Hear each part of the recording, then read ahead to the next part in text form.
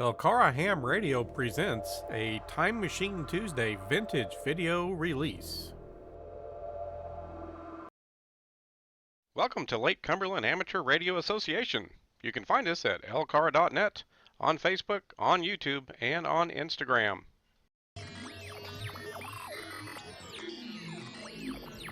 If you're enjoying the videos we're producing here at Elcara, please help our club out by hitting that subscribe button. Also, give us some feedback on our videos. Click the like button, share with anybody who may find it interesting, and be sure and hit the bell icon to make sure you get notified of the next video release. Hello folks, this is Chris, KY4CKP, and this fairly simple on the bench video for Elcara is just going to go over the portable battery box that I built several years ago, actually before I even got into amateur radio 5-6 years ago. And we talked about mobile power options in one of our very first videos. We'll have a card linking to that here in this video. And I was upgrading, replacing the battery in my vehicle, actually with the same thing you'll see here. And even though this battery was still in pretty good shape, I could probably have used this battery at least another probably year or two. But it's been about 5 years, and with the travel that I do for work, and then using radios, HF and UHF, VHF radios in the car, and getting into parks on the air and those things, I just wanted to make sure I had a good, strong battery. I didn't want to tax an aging battery with those activities. So I decided to replace it. I decided to get the same battery again. I've liked it. It's worked well. It has good reviews and that kind of stuff. And we're going to get into the actual battery here in just a few minutes. But I just thought it would be a good opportunity to try to put together a fairly short video, just kind of talking about sort of the features of this battery box that I put together. Again, originally just for camping and things like that. And just talk about some of the capabilities that it has. And there's an infinite number of ways that you could put one of these together. People have been doing these for a lot of years, and that's one thing that got me inspired to do one. And but I did take sort of some shortcuts in a sense. Now, the first thing I did is I went ahead and bought a battery box that had some features built in. This is one of the Minn Kota trolling battery centers. And I did this for a couple of reasons. I could have kind of bought a very simple battery box. Walmart, everybody sells them, and those are not very expensive. And I could have added a lot of these features to this, but the Minn Kota sort of gave me a leg up. I could have done some relatively simple work, but I would have had to buy, a meter or two and this and that and terminals and put some labor into it. And I don't mind doing some of that kind of stuff, but I took a leg up with the Minn Kota. It's not that expensive. It has the wiring pre-built in, has a simple battery meter, and it has the fuse built in. It has two 12-volt accessory, one on each end, and then the heavy lugs that you can see on the outside, so you can charge it and that kind of stuff, and you don't have to take the battery out of the box or open the box, just for charging activities or anything like that. So I just kind of took the leg up. It's got a nice handle built in. It's got the strap to help keep the lid on, and the entry and exit ports again on each end for cabling and stuff. As you'll see, I use some of those for the power inverter that I bolted to the side of this. So it gave me a leg up on the project. You could certainly do one of these more from scratch and add meters or other things in there that you might want to have. And then for the inverter, again, not real expensive. I went with a little Bestech 400 watt, 1000 watt peak. At the time, this was one of the smallest, most compact inverters, has good rating, and it was going to serve my needs. Two regular 110 type outlets and two USB charging ports. And the thing I liked about this inverter, one, it was a nice small form factor, but it has the raw lugs, the raw terminal lugs, just like the battery box does. So I could use heavy duty cabling to connect this to the battery in the battery box. It didn't have kind of a regular car adapter, plug. I could have cut that and modified something like that with some of the other units, but this one was just going to be a little easier to work with. So that's what I went ahead and went with here. Now, this is not pure sine wave. I may upgrade to a pure sine wave later and may convert this box to using LiPo 4 batteries later. But we'll talk about the current battery I am using with this in the next segment. Okay, so in this segment, we're going to talk about the battery a little bit. The previous battery was a good battery, a little bit smaller than this, a little bit smaller capacity. But it had just gotten older and wasn't able to really hold a full charge or maintain a full charge, and the power tended to leak out of it fairly quickly.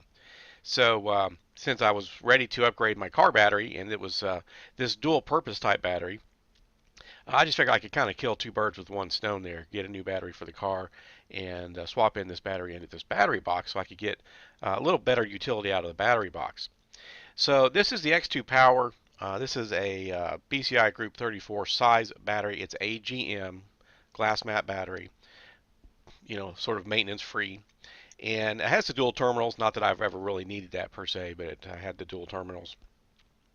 And the reason I got this battery for the car originally, and got another one in fact, and am happy to put this in the battery box. It's a dual purpose battery. Now, regardless of the advertising, I know that dual purpose batteries are not going to be the the most perfect best example of either type of battery, a starting battery or a deep cycle battery. But this appears to be a pretty good quality battery. It's highly rated, and I think it does a pretty good job at either one of those features. It certainly has done a great job at starting for me all these years, and the new one is doing a good job as well. And I think it'll do a reasonable job at being a deep cycle. And I already had this, and I needed something for the car. Now, if I were just buying a battery purely for this box, I would probably get just a deep cycle battery. In fact, that's what I had in it before. Just a smaller size, about 50 amp hours in the previous battery. This one's rated at about 68 amp hours, a little bigger form factor, a little bigger size, a little more weight to it, of course. But it's going to work well, I think, in this situation. And I didn't really have to buy anything for this application. I bought it for my vehicle application and just swapped into it. And it'll work good enough for this capability. Again, if you're buying something dedicated for this type of use, you'd probably go with even maybe golf cart batteries or just a good deep cycle type battery. So one of the other things that we're showing in some of these pictures is the previous battery had screw terminals, and they were of a size that happened to fit the ring terminals that the Minn Kota battery box came with. This one has regular terminal post, and so I bought these no tools required battery terminals that have the friction lever that you can fold down just to make it easy. I can screw the ring terminals to these and then easily attach these to the posts on a regular type battery like this. So, and those weren't very expensive, $7 or $8. It makes it very easy to work with this. And if I ever did end up replacing with a battery or something in the future, or wanted to take this battery out of the box for some activities. Again, the Minn Kota battery box makes most of this pretty simple. It already came with some pretty heavy duty cabling, and I bought some heavy duty cables to attach the lug terminals on that power inverter. Routing them into the box, attaching to the battery as well.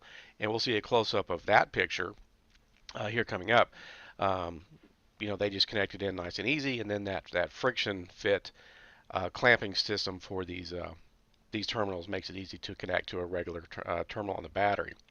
So it's all very easy. Wasn't very expensive. And again, the Minn Kota, it works well. You could build your own box. A lot of folks were doing that and still do that. I've seen all kinds of things put together out of ammo cans and other types of containers. I just went this route, again, years ago. And I've got a newer lithium ion portable box. We talked about it in the earlier video as well. And I'll probably get something LiFePO 4 at some point, or even kind of convert this over to LiFePO 4. So here's the sort of internal cabling, the box cabling, and then the inverter cabling that'll come up through one of the entry ports over to the side. All nice heavy-duty cabling, and it works out well. And I've also got the high-tech, organically 3D printed insulator over there to make sure the battery doesn't come into contact with the bolts holding on the power inverter, aka wood block. But works cheap and simple to give me some insulation over there. All right, in this segment, we're just going to talk about the power inverter just a little bit. A little Bestech 400 watt inverter, dual outlets. I think total it has 4 USB plugs, certainly two of those, 2.4 amps each, so they're relatively high speed charging capability there. Again, one of the things I liked about this little unit, it was small, it was going to fit my application well, and it had the lug terminals, so I could do nice heavy duty cabling into over to the battery. A lot of these kinds of solutions don't. Again, they would have had maybe a regular power plug or car adapter, 12-volt adapter plug or something, and you could cut those off and make a modification. But with this one, I just didn't have to. Again, it's not pure sine wave. It is a modified sine wave, which is okay for most of what I do. I was looking the other day. There are some smaller pure sine wave inverters available today. There wasn't really much of anything when I put this together originally. They were out there. They were just bigger form factors and things, and they're going to cost more money. A pure sine wave that would fit this application would probably be at least 2 or 3 times the cost. So if you really want that, it's out there. You can get that, and I may upgrade to one of those here before too long, maybe later this year. But I haven't really needed it. This would get me through most of the situations I might typically find myself in. Again, camping situations or maybe field deployments now in amateur radio or something like that. So it's worked well. It's not really expensive. Again, highly rated. It's always a nice thing. You can certainly look those up, on Amazon or someplace, or research one that you would like to use on your own, of course. And we're just going to show here the inside of the battery box. I just used some bolts, basically some simple bolts, and I may trim those up a little bit in the future. But I've just always used some kind of an insulator on the inside with whatever kind of battery I was using. The last battery was a little smaller, so I actually had a couple of space blocks to help it keep from shifting around too much, and again to make sure it couldn't come into contact with these screws. I've still got the one piece of wood in there now because this battery's a little bit bigger. Don't need to. And then we're just going to start wrapping this up, folks. Something like this, whether you want to put something together, whether you want to buy solutions, the market for completely ready-made solutions is so much better today, so much bigger. There's so many more options today.